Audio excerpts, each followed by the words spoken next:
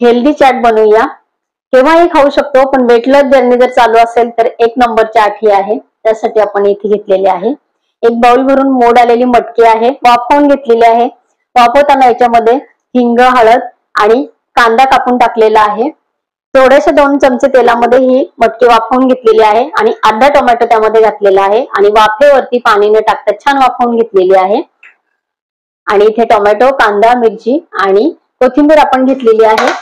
थोडेसे आहे भाजलेले शेंगदाणे आणि इथे आपण चाट मसाला वापरणार आहे आणि चवीपुरतं थोडंसं आपल्याला मीठ लागणार आहे. इथे आपल्याला छान टेस्टी चाट बनवायची. आपण एक डिश घेतलेली आहे, त्यामध्ये आपल्याला हे मटकी घालून घ्यायची आहे. आपण कांदा घालून घेणार आहे कापलेला बारीक.